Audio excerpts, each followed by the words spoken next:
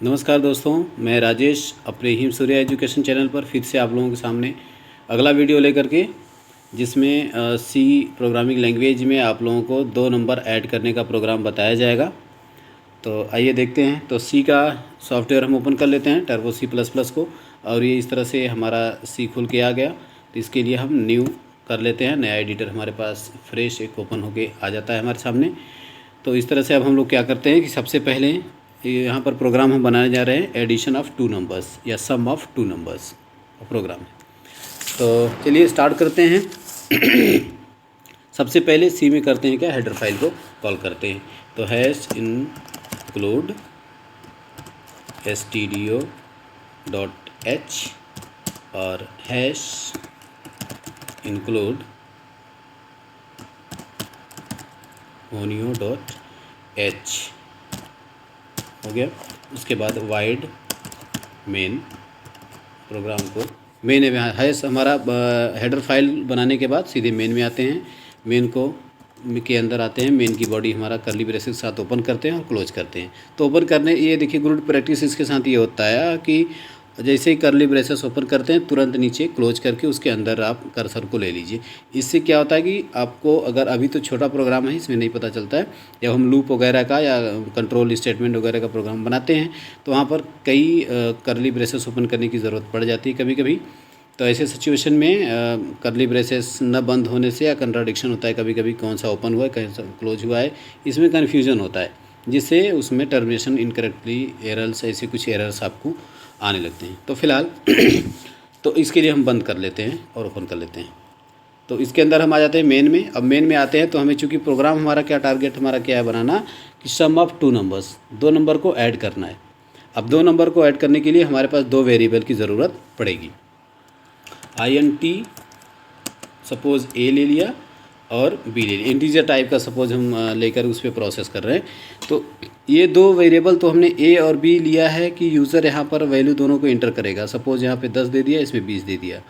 अब अगली बात ये आती है कि दोनों को लेने के बाद 10 और 20 को जोड़ने के बाद एक तीसरे वेरिएबल की ज़रूरत पड़ेगी।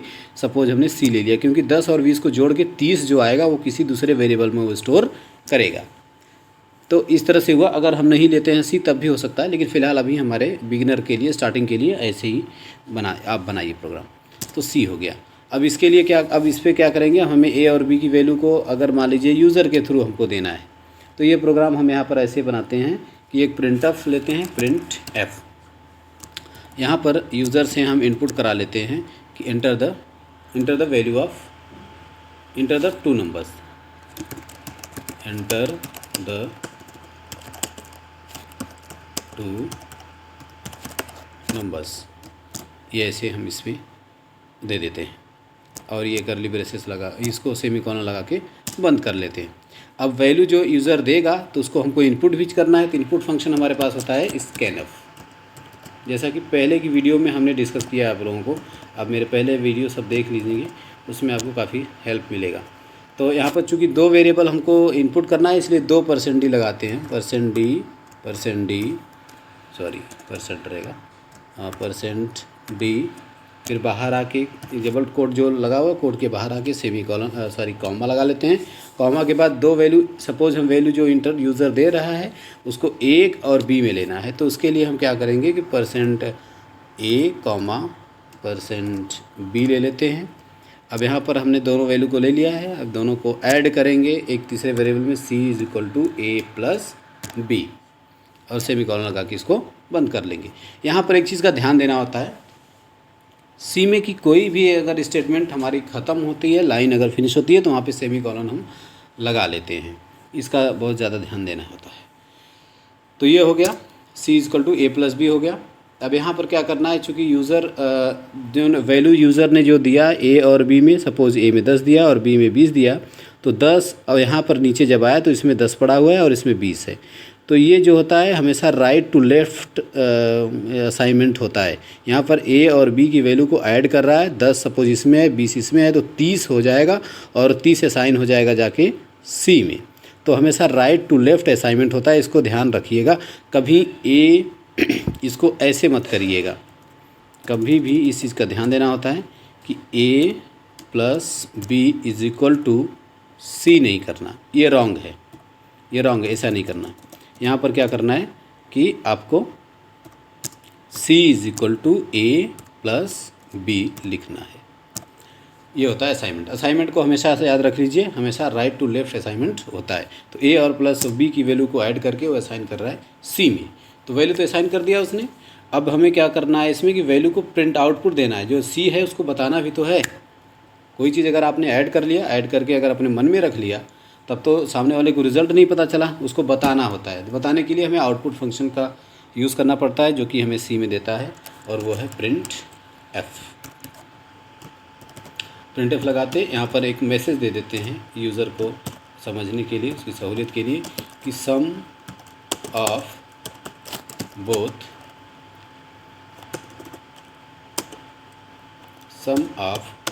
Both numbers is equal to %d लगा के कॉमा लगा के यहाँ पर सी कर देंगे। अच्छा, अभी कुछ स्टूडेंट ऐसी गलती करते हैं कि यहाँ पर भी, जैसे यहाँ पर लगा हुआ है एड्रेस, तो यहाँ पर भी लगा देते हैं। तो ये तो हमेशा याद रखिए कि जब आप इनपुट करते हैं तभी इसके ये एड्रेस या कह सकते हैं, या ये @ जो भी आप इसको, सॉरी, ये एड्रेस जिसको जो बोलते हैं, या एंड बोलते हैं ऑपरेटर, यहाँ पर फ़िलहाल आप एड्रेस ही बोलोगे। तो यहाँ पर एड्रेस का जो यूज़ करते हैं ए और बी में, यहाँ पर खाली इनपुट के लिए यूज़ किया जाता है। जब आउटपुट हम देते हैं, जैसे यहाँ पर सी में दे रहे हैं, यहाँ नहीं लगाएंगे, इसका याद रखिएगा हमेशा। तो ये हमारा आउटपुट भी हमने दे दिया। अब जब हमारा रिज़ल्ट आएगा तो हमने आप लोगों को पिछले वीडियो में बताया था कि गेट ch नाम के एक फंक्शन का हमें यूज़ करना होता है कि आउटपुट स्क्रीन को होल्ड करने के लिए। एक चीज़, दूसरी चीज़, तो इस तरह से आपका पूरी तरह से प्रोग्राम रेडी हो गया। एक चीज़ और आपको यहाँ पर लगाना होता है CLR SCR। इसका काम ये होता है क्लियर स्क्रीन, यानी जो इसके पहले के प्रोग्राम हमारे रन किए हुए हैं उनका आउटपुट इसके साथ न शो करे, इसलिए क्लियर स्क्रीन लगाया जाता है कि आउटपुट स्क्रीन को पहले के जो प्रोग्राम होते हैं प्रीवियसली सारे डेटा को क्लियर कर देता है। तो इस तरह से पूरी तरह से प्रोग्राम हमारा रेडी हुआ। अब हम रन करा के देखते हैं कि क्या इसमें कुछ इशू है, कोई एरर है तो हमें शो करेगा। कंट्रोल F9 से हम इसको प्रोग्राम को कंपाइल और रन करा लेते हैं। तो यहाँ पर हम देख रहे हैं कि कोई एरर नहीं आया, और आउटपुट में हमारा आउटपुट स्क्रीन हमारी खुली हुई है। हमसे मांग रहा है कि एंटर द 2 नंबर्स। तो मान लीजिए एक नंबर हमने दे दिया 20, चाहे स्पेस दीजिए चाहे एंटर दबाइए 30। अब हमें 50 आना चाहिए आउटपुट। तो ये देखिए लीजिए, sum of both numbers is equal to 50। तो इस तरह से हमारा प्रोग्राम ये रेडी हुआ। अब इसमें आप लोगों को कुछ भी नंबर इसमें देंगे, आप फिर से रन करा लीजिए एक बार। कंट्रोल F9 अगर हम देते हैं इसमें, फिर से प्रोग्राम को रन कराते हैं। मान लीजिए इसमें हमने 21 और 51 दे दिया। तो अब इसको ऐड कर लीजिए, चाहे आप स्पेस मारिए ये पहला नंबर देने के बाद, चाहे इंटर मारिए, वो दोनों को कंसिडर करता है। तो मेरे ख्याल से यहाँ पर आउटपुट आपका आना चाहिए फिर 72। देखिए 72 आ गया। तो इस तरह से आप भी चेक करिए, आप भी अपने सिस्टम पे बनाइए इस प्रोग्राम को एज इट इज़ इसी तरह से। तो 2 नंबर को ऐड करने का प्रोग्राम यही है। इसमें कुछ बारीकियां हैं, मैं आपको बताने की कोशिश करूंगा, आप ध्यान दीजिएगा। हम शुरू करते हैं पहले सबसे ऊपर हम देखते हैं कि यहाँ पर हेडर फाइल है, लाइब्रेरी फाइल जहाँ पर इंक्लूड होता है। इसके बारे में हम आपको बताएंगे कि इसको क्यों यूज़ करते हैं, कौन कौन सा लाइब्रेरी फाइल है हमारे पास जिसका यूज़ किया जाता है, अगले वीडियो में आप देखेंगे। उसके बाद नीचे आते हैं मेन में। मेन के अंदर यहाँ पर देखिए कुछ लड़के यहाँ पर भी गलती करते हैं, कुछ नए स्टूडेंट, जो कि यहाँ पर भी सेमीकॉलन लगा लेते हैं। यहाँ सेमीकॉलन नहीं लगाना है। मेन में सेमीकॉलन आप लगा देंगे तो प्रोग्राम यहीं से टर्मिनेट करके बाहर आ जाता है। तो इसके अंदर जाना है, इसलिए सेमीकॉलन नहीं लगाते हैं। इसके अंदर आते हैं, ये फंक्शन, चूँकि मेन क्या होता है, ये फंक्शन है आपका। वाइड लगाते हैं क्योंकि यहाँ पे कोई रिटर्न नहीं देना है। किसी प्रोग्राम में आप देखेंगे या किसी बुक में देखेंगे तो यहाँ पर इंटीजर लिखा होता है। अगर आप यहाँ पर INT लिखेंगे तो यहाँ से आपको रिटर्न कराना पड़ता है। रिटर्न 0 करेंगे, रिटर्न 1 2 कर देंगे। तो इस तरह से, तो आप वाइड, अभी आप फ्रेशर हैं इसलिए आप वाइड लगाइए। यहाँ पर इंटीजर है ABC, क्योंकि 3 वेरिएबल हमको लेना हुआ है। चूँकि 2 नंबर को ऐड कर रहे हैं तो A और B में जो वैल्यू डाल रहे हैं और C में उसको स्टोर करा रहे हैं वैल्यू के रिज़ल्ट को। क्लियर स्क्रीन लगाया हुआ है कि पहले के जो भी आउटपुट स्क्रीन है वो क्लियर हो जाए। प्रिंटअप फंक्शन लगाया है आउटपुट करने के लिए। क्या आउटपुट दे रहे हैं हम यहाँ पर दे रहे हैं आउट की एंटर द 2 नंबर्स, जो कि एक मैसेज प्रिंट करा रहे हैं यूज़र जिसको समझ सकता है। उसके बाद A और B में जो वैल्यू यहाँ पर यूज़र देगा उसको होल्ड करेगा। ये हमारा कंप्यूटर होल्ड करने के बाद A और B दोनों को सम करके और C में असाइन करेगा। मैं एक बार फिर से दोहराना चाहूँगा कि ए और बी जो भी है इसको राइट में लिखते हैं, इक्वल टू लेफ्ट में लिखते हैं, यानी जिसकी वैल्यू को लिखना होता है वो राइट में रहता है और जिसमें असाइन करना होता है वो लेफ्ट में होता है। इसका वो ध्यान से इसका ध्यान देने वाली बात है। फिर ये ए और प्लस बी दोनों जोड़ने के बाद जब सी में वैल्यू स्टोर हो जाती है तो सी को हमको आउटपुट देना होता है, इसलिए यहाँ पर लगाना होता है print of function sum of both number. हम एक तरह से एक मैसेज दे देते हैं, चाहे जो मैसेज आप देना चाहें जो आपको अच्छा लगे। फ़िलहाल मुझे यही सही लगा, sum of both numbers is equal to D, जिसमें सी में वैल्यू को स्टोर कराए हैं, इसलिए यहाँ पर प्रिंट कर दे रहे हैं सी को सी में स्टोर कर देगा। एक गेट सी एच लगाए हैं कि आउटपुट स्क्रीन को होल्ड करे। तो ये पूरी तरह से एक प्रोग्राम कंप्लीट हुआ। तो मैं आशा करता हूँ कि ये आप लोगों को समझ में आया होगा बहुत अच्छी तरह से। अगर नहीं समझ में आया, कोई एरर है, कोई इशू है, तो आप मुझे कमेंट बॉक्स में क्वेश्चन कर सकते हैं। एक चीज़ मैं और आपको बताना चाहूँगा कि प्रोग्राम जो भी बनाते हैं हम उसको सबसे पहले सेव कर लेते हैं। अगर एक भी लाइन हम लिखते हैं तो ये प्रैक्टिस में अपने डालिए कि तुरंत सेव करते जाएंगे F2 दबा के। F2 दबाने के बाद आप इसको सेव करेंगे, चूँकि ये सी का प्रोग्राम है इसलिए आप इसको बिन में ही सेव अभी आप करिए। तो मान लीजिए हमने लिख दिया प्रोग